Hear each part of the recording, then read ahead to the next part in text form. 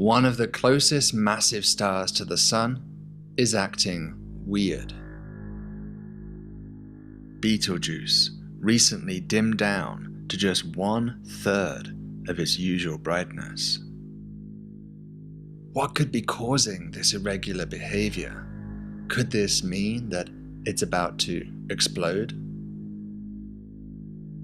Grab a cup of tea and settle in, because today we're going to be taking a deep dive into everything happening with the enigmatic Betelgeuse.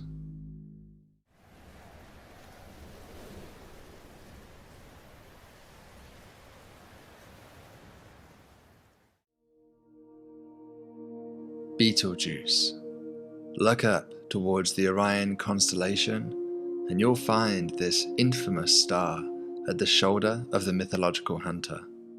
Also known as Alpha Orionis, it's easy to spot, being the 10th brightest star in the sky.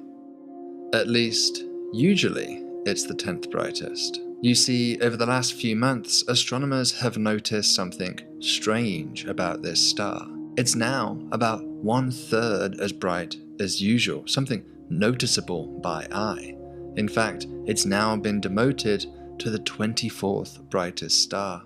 To understand what's happening, we first have to talk about some background about this star. Because you see, what makes this dimming particularly interesting is that Betelgeuse is no ordinary star.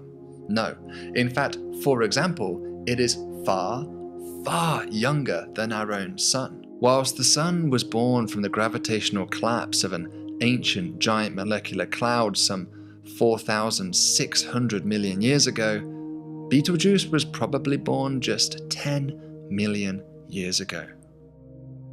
For some context, this would be about the time that our hominid ancestors started to splinter off from what would become gorillas. If we spread the Sun's age out over a calendar of 365 days, Betelgeuse would have been born on December 31st at 5 AM. It's so damn young that rocky planets like the Earth would likely not have had enough time to have formed yet, and frankly, likely never will. So Betelgeuse is a very young star.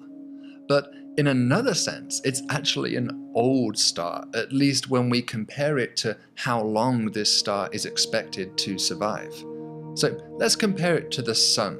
The Sun can be thought of as middle-aged, enough fuel to last for another 5 billion years before eventually evolving into a short-lived giant phase, and then, finally, leaving behind a dead white dwarf. Betelgeuse, on the other hand, is running on empty, and it has in fact already transformed into its giant phase. You see, Betelgeuse has been very greedy during its short lifetime. It was born with a whopping 15 times more mass than our own Sun, and ever since it got going, it's just been feasting through its fuel supply like a bat out of hell. The star is a monster. It spews out 100,000 times more power than our own Sun does. And even before becoming a giant during its main sequence lifetime that the Sun currently enjoys, it still, even then, would have been spewing out tens of thousands of times more power than our own Sun. You've probably heard the expression, the candle that burns twice as hot lasts half as long. Well, here we'd say that the star that burns 10,000 times as bright lasts 1,000 times less long. Although, admittedly, we are talking about a star that began its life with at least 10 times as much candle wax in the first place. Massive stars like Betelgeuse are actually very rare.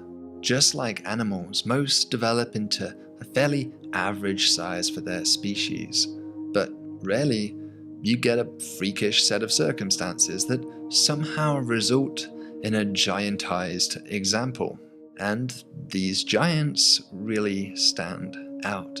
In the same way, Betelgeuse is a freak because only 1 in 200 stars will be born with as much mass inside them as Betelgeuse was.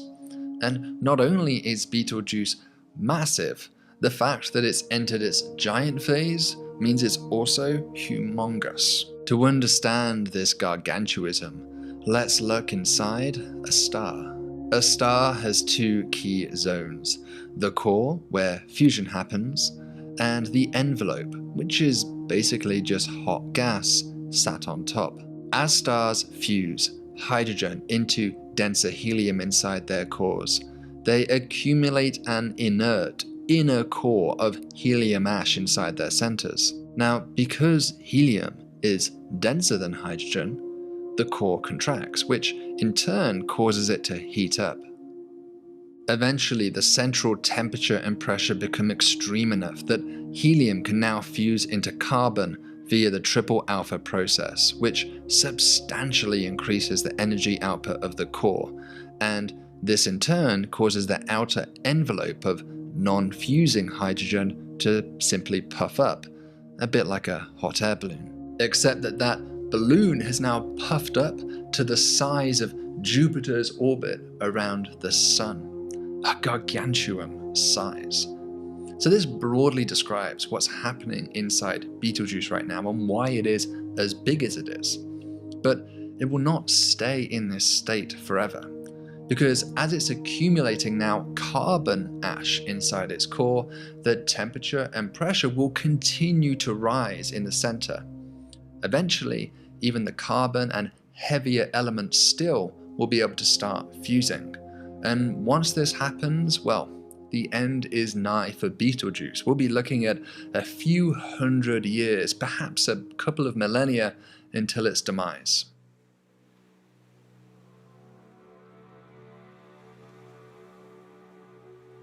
What happens to massive stars like Betelgeuse when they die? There are 2 likely possibilities. The one you are probably hearing the most about is a supernova. Remember that the core will eventually start to fuse carbon and even heavier elements in its center. But once it starts producing iron ash, well, the gig is up. That's because fusing things heavier than iron is what we would call an endothermic reaction. And all that means is that you actually have to put in more energy to conduct the reaction than you get out the other end. In other words, this reaction saps energy from the core.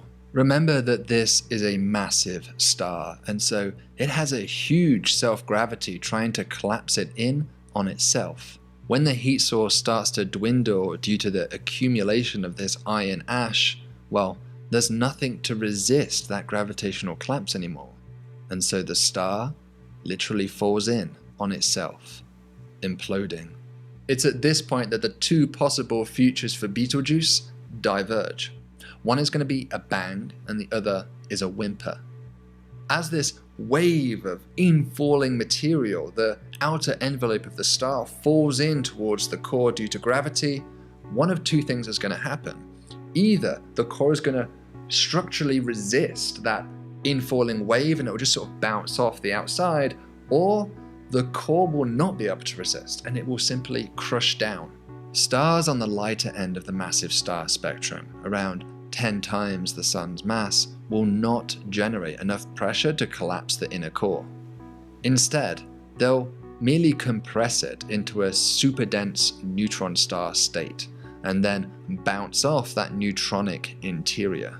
That bounce back leads to a giant shockwave that propagates out into space, releasing tremendous waves of energy and spewing matter deep across the void.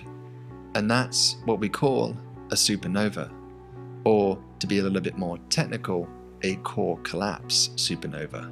But what if the star is heavier than 10 times the Sun's mass? Well, now there is a lot more material falling down onto that inner core. So much so that it can actually overwhelm even the resistive strength of neutronic matter. And so the star will fall in, crushing the core. In fact, it will fall all the way in, all the way in to a singular point of infinite density, a black hole. In some cases, the bounce back still happens, it forms a neutron star, but some of that wave of bouncing out material ends up falling back onto the neutron star, and it just tips the balance enough to turn that neutron star into a black hole all the same. But in other cases, there is so much infalling material that the star just literally implodes. It winks out of existence. There's no bounce back, there's no supernova, there's no bang of any kind. It just disappears. This winking out has in fact been seen before. Around 2010, astronomers witnessed another red supergiant in the galaxy NGC 6946 simply disappear. This actually wasn't even noticed at the time, and it was only later that a couple of astronomers at Ohio State University checked carefully through the archival data and found this remarkable event. Now, that star was likely born with around 25 times more mass than the Sun, as shown here, but lower mass red supergiants in the range of sort of 10 to 15 times the mass of the Sun have been seen to do the opposite and explode. Now, if we compare these observations to theoretical models, it matches up quite nicely. Here, you can see a prediction for whether the star will implode into a black hole, winking out, or turn into a supernova in green, and this clearly depends on the star's mass. The outcome of these models shows some randomness.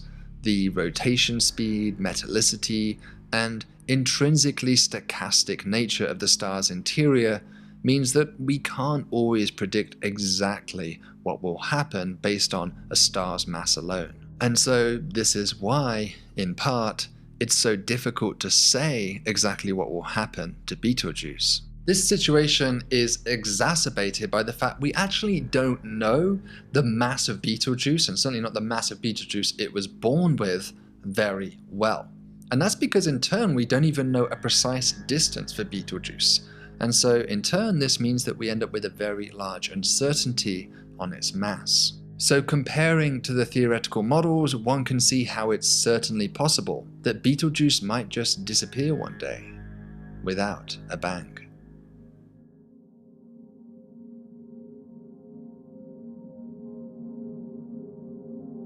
Okay, so with this fascinating background about these massive stars out of the way, we can now finally talk about what has been happening with Betelgeuse over the last few months. The first thing to say is that Betelgeuse is a variable star. I mean, it is not surprising for its brightness to change. It's not a light bulb. Its brightness changes by a few percent, even 10% quite often, and that's been seen for decades now. What's really unusual about what's been happening lately is that this is a fairly constant and steep regular decline in brightness, which has gone really quite deep, down to 1/3 of its usual brightness, and that is frankly kind of weird. I want to emphasize that that number represents the minimum in the star's recent episode of dimming. In the last couple of weeks, it has actually started to stabilize and even reverse, brightening back up again. The story gets extra spicy when we throw in these two images of the star taken about a year apart. Now, normally it's impossible to resolve individual stars like this, but some supergiants are so big that we can at least get a fuzzy image like this one. Clearly, Betelgeuse looks quite different between these two photos, and that fact, combined with the dimming, has a lot of folks quite worried. So let's just ask the obvious question that's on everybody's lips right now, and that is, does this dimming of Betelgeuse mean that it's about to go supernova? Short answer, probably not. And there's a few reasons for this. First off, we really don't have any clear prediction that stars are expected to undergo a period of dimming before going supernova. The hydrodynamics of these stellar interiors is very complicated, and there's an intricate feedback with gravity waves that actually affects their luminosity output in a fairly unpredictable way. Here's an example of a prediction for the luminosity of a star, essentially how bright it is, versus its surface temperature in the final years before its death, from Professor Jim Fuller. The star's luminosity is indeed sometimes dimming, but it is also often brightening too. I mean, it's really all over the map. We've never really caught a supernova in the act before, at least in the days and years preceding the event, and so we can't really tell you from data how stars behave just before they go supernova. And so these models are really kind of the best we have right now. And so, frankly, we just don't know how stars behave just before going supernova. We don't know that it looks like what's happening right now. Now, in that model prediction I showed you for the star's pre-supernova behavior, what's being shown here is the luminosity. Now, it's tempting to say that this widely reported recent dimming translates directly to a decrease in luminosity, but that's actually not true. Now, these reported dimmings that we've been hearing about have all been of the star's brightness in the visible light part of the spectrum. But Betelgeuse, like all stars, produces radiation at all different wavelengths across the entire electromagnetic spectrum. And so if we want to calculate luminosity, we have to actually add up all of that brightness across the entire spectrum. And that's not what we observed with these dimmings. It is not the luminosity of the star. Fortunately, of course, there is a way that we can get the luminosity. We just simply have to do these observations at other parts of the spectrum apart from visible light. And that's exactly what astronomers have very recently done. Infrared measurements taken at the O'Brien Observatory in Minnesota just last week showed that the star has the same brightness in the infrared as it did 50 years ago. In other words, this dimming does not represent a change in the star's overall power output. It's just limited to the visible light part of the spectrum. Okay, so maybe we can take our fingers off the panic button. We don't seem to be in the regime of a wildly varying star like Jim Fuller predicted. But then how do we explain this pronounced visible light dimming, as well as the strange lopsided image that was recently captured?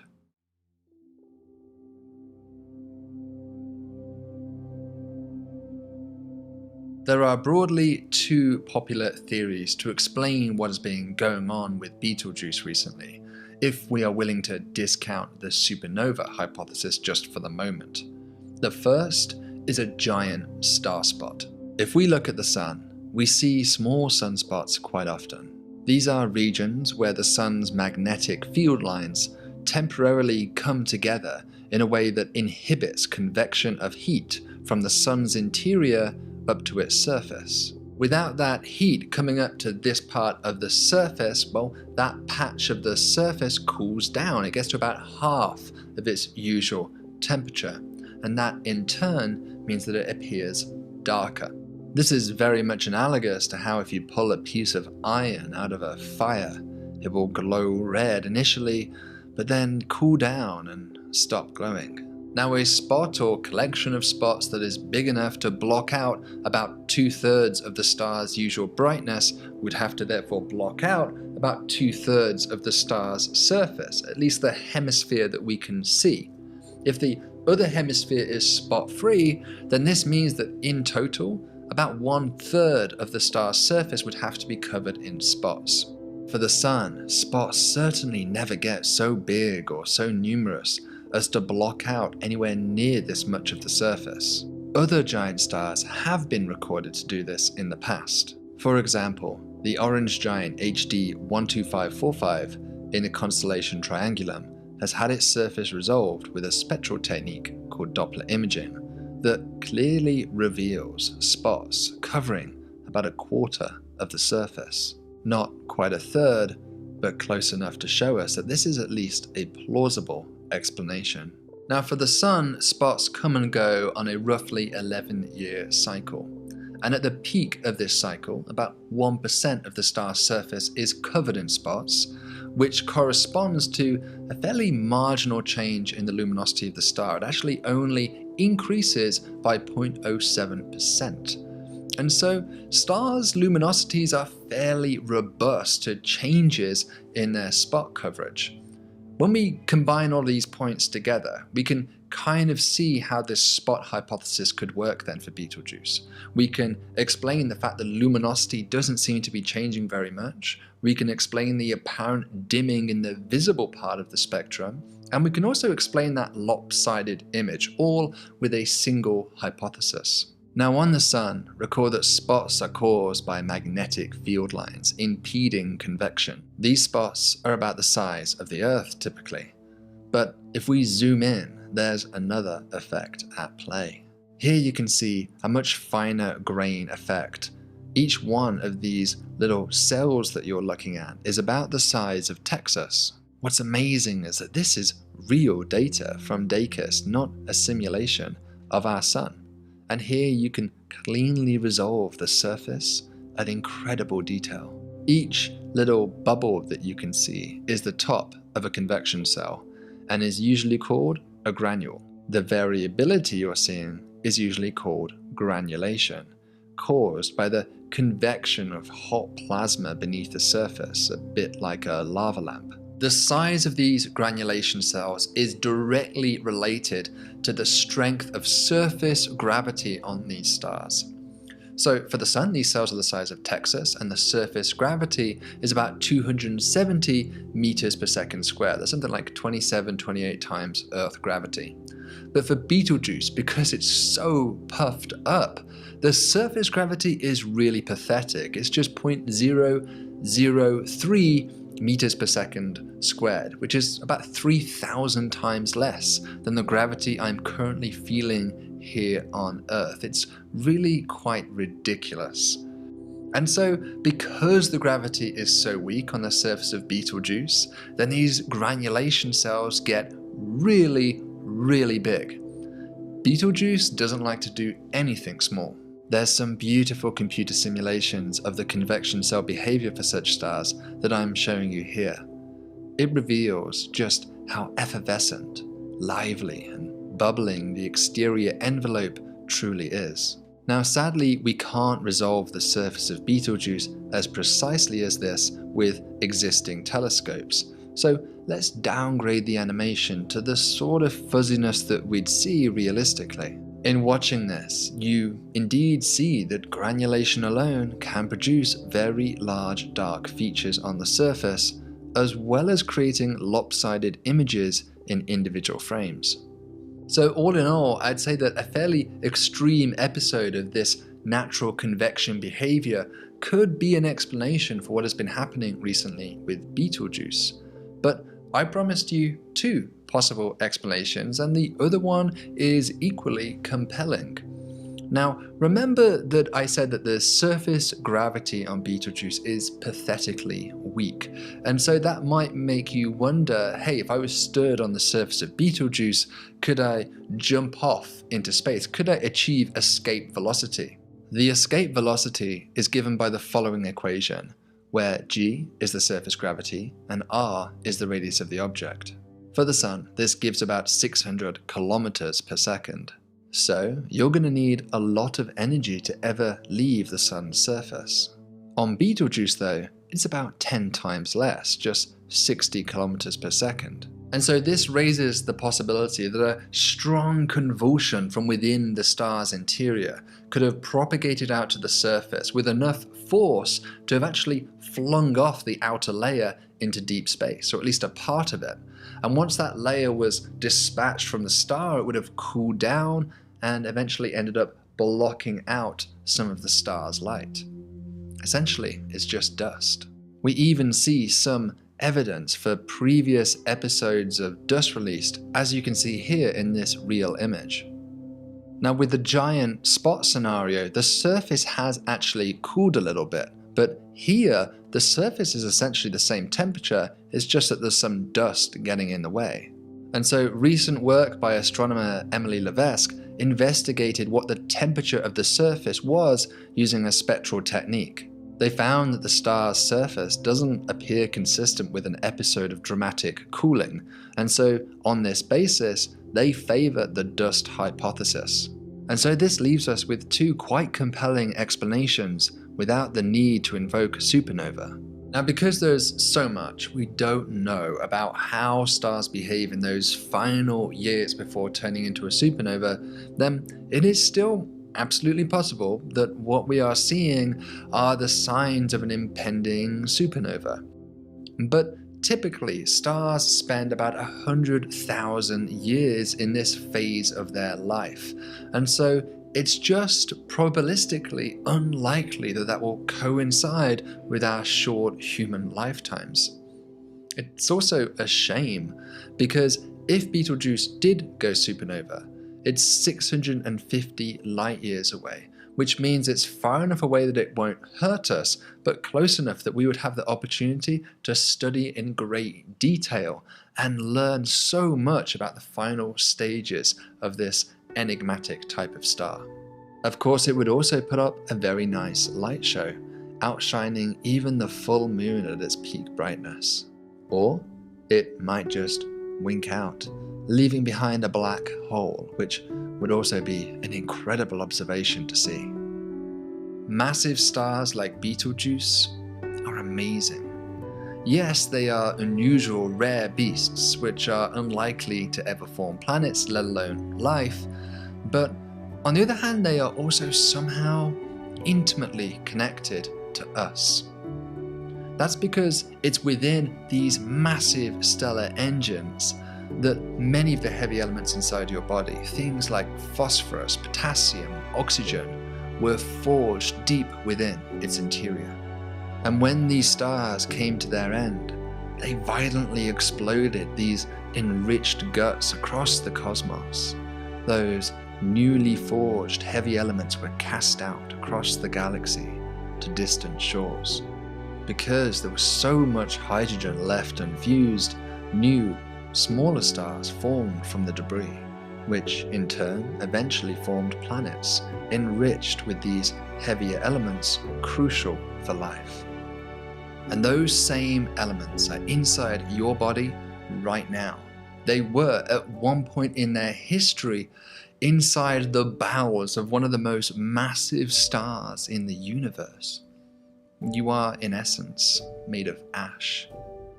And so watching Betelgeuse is like getting to see one of the earliest steps in the origin of living things, like looking into a mirror of our own beginnings. These stars violently rip themselves apart in an almost sacrificial act, so that complex chemical entities such as ourselves might one day be born, rising like a phoenix from the flames.